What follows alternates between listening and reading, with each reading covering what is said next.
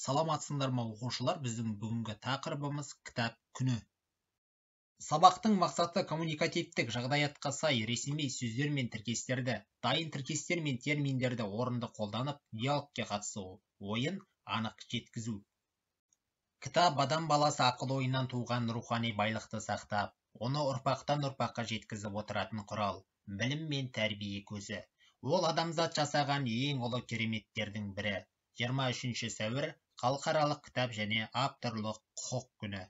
Арабтың кітап деген сөзі қазақша жазу, жазба деген мағынаны білдіреді. Кітаптың шығуы мен дамуы сол жазу өнерінің пайда болуымен тығыз байланысты. Ол қажетті материалдың ойлап табысуына және техниканың дамуына сәйкес жетілдіріле берді. Ежелгі заманда Мысыр мен Шығыс елдерінде, Греция мен Римде кітап қыш тақталарға жазылды. Кітап тас бетіне де қашалып жазылды. Түркі халықтарының көне жазба мұрасы болып табылатын архон енесей жазба ескерткіштерін ашық аспан астында тұрған тас кітаптар деп айтуға болады. Себеп салдар істеуі не себепті, қалай, неге деген сұрақтарға жауап береді. Себеп салдар істеуі қимылдың, іс-әрекеттің болу себебін білдіреді. Себеп салдар істеуіне құр босқа, лажсыздан, босқа, амалсыздан, бекерге, шарасыздан деген сөздер жатады. Бұл сөздер етістікпен тіркесіп қолданылады. Мысалы, босқа ренжіді, лажсыздан келісті, тағы басқа. Сондай-ақ оқушылар барыс, жатыс, шығыс, көмектес септіктерінің көнелену формасы арқылы түзілген жалаң істеулері бар. Мысалы, келтірер болсақ, барыс септік арқылы жасалған босқа, текке, бекерге деген сөздер. Әу баста бұлардың түбірі бос, тек, бекер болған. Бертін келе олардың барлығы түбір ретінде айтылады. Яғни, бос түбір сөз, қа барыс септігінің жалғауы деп талдамаймыз. Босқа деп түбір сөз ретінде алатын боламыз. Сондай-ақ шығыс септігі арқылы да жасалады екен себеп салдар істеулері. Амалсыздан, лажсыздан, шарасыздан. Бір кездері бұлардың түбірі амалсыз, лажсыз, шарасыз болған. Бертін келе бұл бүтін түбір сөзге айналып кеткен. Шығыстың жалғауы жалғанса да, амалсыздан, лажсыздан, шарасыздан. Яғни, біз бұны түбір сөз ретінде аламыз, ешқандай бөлшекке бөлмейміз.